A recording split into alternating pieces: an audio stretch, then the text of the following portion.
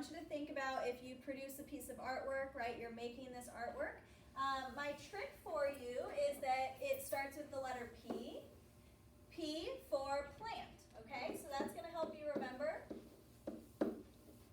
They make their own food. So these are plants. Plants, they make their own food, all right? Also, think about the produce department at the grocery store. Produce, these are plants, right? Fruits and vegetables, so they make their own food. So this is its own category. Then you have a whole new category here in red. These are the consumers. Consumers are things that cannot make their own food. So every year somebody tells me, oh, Mrs. Jensen, right, I can go into the kitchen and I can make my own food. Yes, that's true. But if you just stand there for, a whole year and you don't ever move, is your body making its own food? No, it's not. Only producers do that, okay? So what I usually do for consumers is I like to draw some teeth on the letter C. And that reminds me that these have to eat their food. So consumers have to eat their food. So I always draw teeth on those because the whole reason we have teeth is to help us chew our food, right?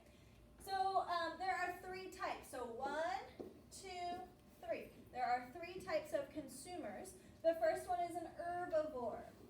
Herb reminds me of herbs, right? These are things that you find in your kitchen. This is like oregano, different spices.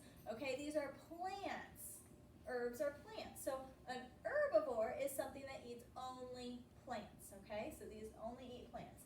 Second, you have a carnivore. Again, that C, I draw teeth on those C's. Carnivores have big teeth. The whole reason they have big teeth is because they're meat eaters. They eat only meat, so they need those big sharp teeth to bite their meat. Next up, we have an omnivore. I think of two tricks here. I think of right?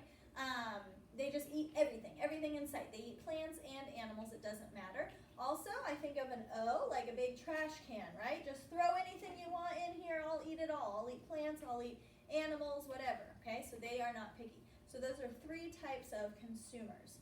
We're going to do a quick activity.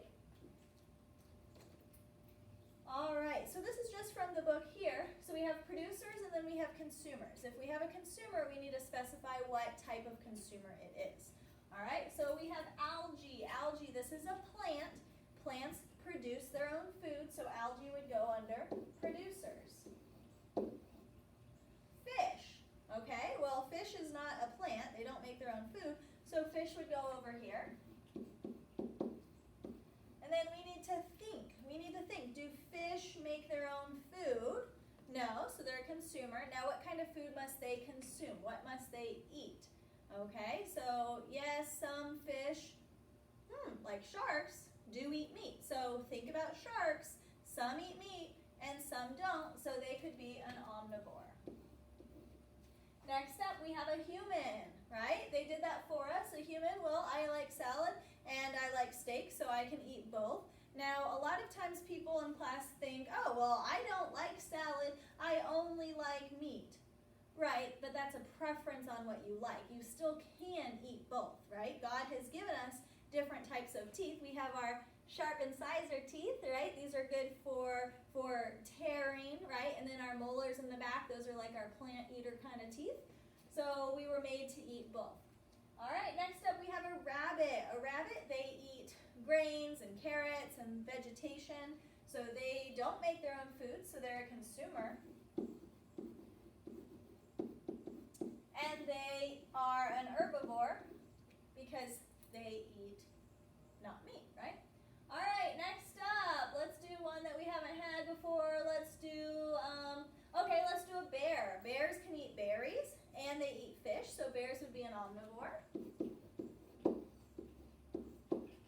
And then let's try to find a carnivore just so we don't go through and do all of these. So a carnivore, okay, let's do a snake. Snakes eat their own food, and they eat animals, right? I've never heard of a snake eating plants, so they are carnivores. All right, the last little tidbit for today is talking about food chains. Now, there's something called a food web, and we're not learning about food webs. We're learning about food chains. So think about just a chain, right? It's a straight line.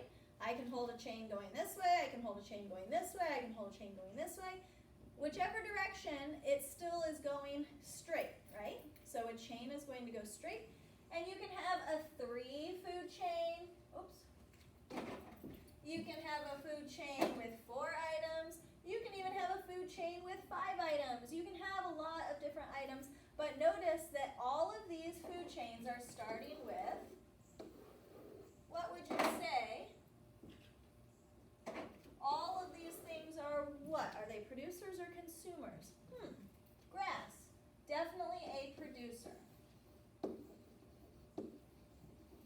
So food chains need a producer first because all of these animals need to eat something before it. They need to start eating a plant. Now, the sun actually is always first. The sun is first no matter what. All of the energy from the grass, from the carrots, from the corn that we had in our first example comes from the sun. Energy always starts with the sun. You should always draw the sun first. So if we wanted to go ahead and correct this, we would need the sun here. Now since the sun always starts every single food chain no matter what, a lot of times people don't add the sun because it's just assumed that the sun is there. Okay, so that's why these don't have the sun. I do want to talk a little bit, start to finish, about a food chain. So I'm going to scroll to the top. So again, it's just assumed that the sun has started because in order for corn to grow, it does need sun. For any producer, it needs sun. So I'm going to add the sun here. And now you have to draw an arrow for the flow of energy. So the sun is giving its energy to what? The sun is giving its energy to the corn. So sometimes in 4th grade, we draw our arrows backwards, and that's not good. A lot of times people tell me that their arrow goes this way, that the rat eats the corn, and that the corn gets its energy from the sun. That's not correct. We need the flow of energy. Where is it starting? Where is it going to? So I'm going to erase this, and we're going to do it together.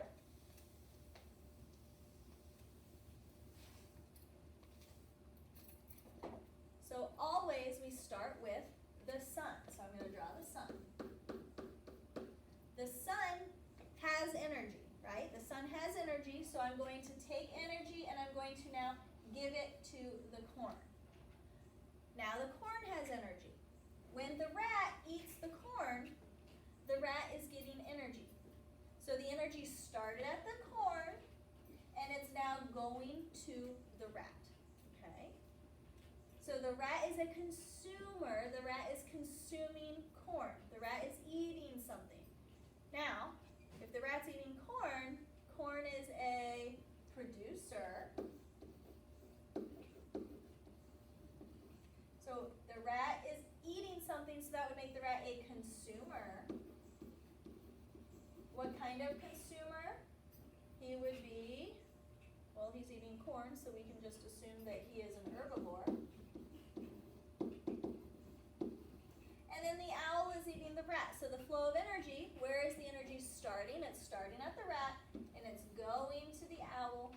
The owl is eating something to get his energy, so he's not a producer, he's called a consumer.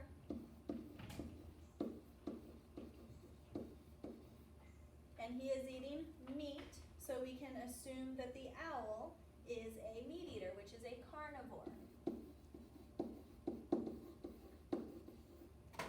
I'm going to go back to the very first page because that reminded me of a trick that I usually teach you guys and I forgot to mention. So, carne. In Spanish, this means meat, so that can also help you. So you can draw teeth on that C, or you can just think about that Spanish root